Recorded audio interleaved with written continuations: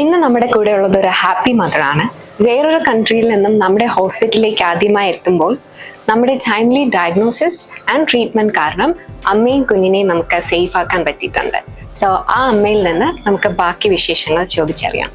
ഒരു ഓഗസ്റ്റ് 5 ഇവിടെ വന്നായിരുന്നു ഡോക്ടറിനെ കാണാനായിട്ട്. അങ്ങനെ ഡോക്ടർ ഹാർട്ട് ബീറ്റ് ഒക്കെ നോക്കി ബേബിയുടെ, അപ്പോൾ അതൊക്കെ ഓക്കെ ആയിരുന്നു. എന്നിട്ട് ഡോക്ടർ പറഞ്ഞു സ്കാനിങ് ചെയ്യണമെന്ന് പറഞ്ഞു. അങ്ങനെ ഓഗസ്റ്റ് 10 ഞങ്ങൾ സ്കാനിങ്ങിനായിട്ട് വന്നു. അപ്പോൾ സ്കാനിങ്ങിൽ നോക്കിയപ്പോൾ ഒരു വേരിയേഷൻ ഉണ്ടായിരുന്നു. അപ്പോൾ ഡോക്ടറിന് ഉടനെ തന്നെ പറഞ്ഞു എമർജൻസി ആയിട്ട് സിസേറിയൻ ചെയ്തേ പറ്റത്തുള്ളൂ, നോർമൽ ഡെലിവറി പോസിബിൾ അല്ല എന്ന് പറഞ്ഞു. പക്ഷേ ഞങ്ങളെല്ലാവരും പാനിക്കായിരുന്നു. ഞാൻ ഒരുപാട് ടെൻസ്ഡായി, കരയാൻ തുടങ്ങി. പക്ഷേ കീർത്തി മാഡം എന്നെ ഒരുപാട് കംഫർട്ടാക്കി. അതുപോലെ നേഴ്സുമാരും എല്ലാ സ്റ്റാഫും എല്ലാം കംഫർട്ടാക്കി എന്നെ. 1 മണിക്കൂർ കൊണ്ട് ഓപ്പറേഷൻ തിയേറ്ററിൽ കയറ്റി ഓപ്പറേഷൻ നടത്തി. അപ്പോൾ എനിക്ക് എല്ലാവരോടും ഭയങ്കര കടപ്പാടാണ്. ഇപ്പം ഞാൻ UK ചിലപ്പോൾ എനിക്ക് ബേബിയെ കിട്ടത്തില്ലായിരുന്നു. ഇവിടെ വന്ന് എത്തിയത് കൊണ്ടാണ് എനിക്ക് ഇങ്ങനെ ഒരു നല്ലൊരു ട്രീറ്റ്മെന്റ് കിട്ടിയത്. കുഞ്ഞിൻ്റെ അവസ്ഥയും അമ്മയുടെ അവസ്ഥയും ഒക്കെ വളരെ മോശമായ ഒരു ഘട്ടത്തിലായിരുന്നു. വളരെയധികം പേനിക്കായി. നമ്മളെ ഒരു കുടുംബത്തിൻ്റെ ഒരു ഭയങ്കരമായിട്ട് ഒരു ട്രാജഡി പോലെ ഞങ്ങൾക്ക് തോന്നി. ഞാൻ പറഞ്ഞത്, ഡോക്ടറെ, എനിക്ക് എൻ്റെ മോളെ, എൻ്റെ കുഞ്ഞിൻ്റെ ജീവൻ വേണം, അതിന് നിങ്ങൾക്ക് എന്ത് ചെയ്യാമോ നിങ്ങൾ ചെയ്യണം എന്ന് പറഞ്ഞു. അവരോട് പറഞ്ഞു.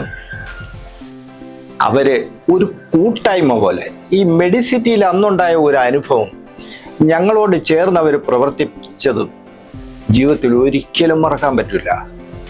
അപ്പോൾ എനിക്കൊന്നേ പറയാനുള്ളൂ, ഇവരുടെ ഈ സഹകരണം നമ്മളെ നാട്ടിൽ ഒരു അനുഗ്രഹമായിട്ടാണ് എനിക്ക് തോന്നുന്നത്. അങ്ങനെ 1 മണിക്കൂർ കൊണ്ട് കുഞ്ഞിനെയും മകളെയും ജീവനോടെ കാണാനും അതിൻ്റെ സന്തോഷം നമുക്ക് കാണാനും ഈ ആശുപത്രി മുഖേന നമുക്ക് സാധിച്ചു.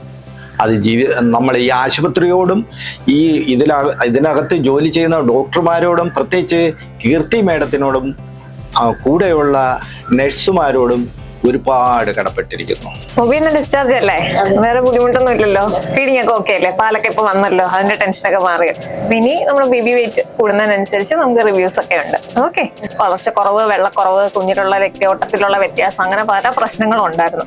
അപ്പൊ നമുക്ക് ആക്ച്വലി ബാക്കപ്പ് ടീം നല്ലതായതുകൊണ്ട്, പ്രത്യേകിച്ച് നമ്മുടെ റേഡിയോളജി ഡിപ്പാർട്ട്മെന്റിൽ ഇങ്ങനത്തെ ചെറിയ വേരിയേഷൻസ് തന്നെ നമുക്ക് കണ്ടുപിടിച്ച് തരുന്നതുകൊണ്ടാണ് നമുക്ക് എമർജൻസി ആയിട്ടൊരു ആക്ഷൻ എടുക്കാൻ പറ്റുന്നതും മദറിനെയും ബേബിയെയും ഇമ്മീഡിയറ്റ്ലി തന്നെ സേഫ് ആക്കാൻ പറ്റുന്നത്. പിന്നെ നമ്മുടെ എമർജൻസി സിസേറിയൻ എന്ന് പറയുമ്പോൾ സ്ട്രെയിറ്റ് അവേ നമ്മുടെ തിയേറ്ററും അനസ്തെറ്റിസ്റ്റും എല്ലാം റെഡി ആയിരിക്കണം. അതുപോലെ തന്നെ ഇങ്ങനത്തെ ഒരു ഹൈറിസ്ക് ബേബി വരുമ്പോഴത്തേക്കും ന്യൂനറ്റോളജി വിഭാഗവും നമുക്ക് റെഡി ആയിരിക്കണം. അപ്പൊ ഡോക്ടർ വിദ്യ, അവരുടെ നേതൃത്വത്തിലുള്ള ന്യൂനറ്റോളജി ഡിപ്പാർട്ട്മെന്റ്, അവരെല്ലാവരും നല്ല ബാക്കപ്പ് ആയിട്ട് നമുക്ക് സപ്പോർട്ടീവായിട്ട് നിൽക്കുന്നതുകൊണ്ടാണ് നമുക്ക് എമർജൻസി ആയിട്ടൊരു സിസേറിയൻ ചെയ്യാൻ പറ്റിയതും. അതുപോലെ തന്നെ ഇമ്മീഡിയറ്റ് ആയിട്ട് നമുക്ക് ഡിസൈഡ് ചെയ്ത് 1 അവറിനുള്ളിൽ തന്നെ നമ്മൾ ബേബിയെ എടുത്തു, ന്യൂ ബോൺ ICUയിൽ വെച്ചു. നമുക്ക് തീർച്ചയായിട്ടും നമ്മൾ നോർമൽ ഡെലിവറി ചെയ്യാൻ മാക്സിമം നോക്കുന്നു. ഇയാളെ ഫസ്റ്റ് ചെക്കപ്പിൽ കണ്ടപ്പോഴും ഞാൻ ഡെലിവറി ആക്കാം എന്ന് തന്നെ വിചാരിക്കുന്നത്. പക്ഷെ ഇങ്ങനത്തെ വേരിയേഷൻസ് വരുമ്പോൾ നമുക്ക് വെയിറ്റ് ചെയ്യാൻ സാധിക്കില്ല എന്നുള്ളതാണ്. കാരണം ബേബിയുടെ സേഫ്റ്റി, അമ്മയുടെ സേഫ്റ്റി, അതാണ് ഫസ്റ്റ് പ്രയോറിറ്റി. ബാക്കിയുള്ള എല്ലാ കാര്യങ്ങളും സെക്കൻഡറിയാണ്.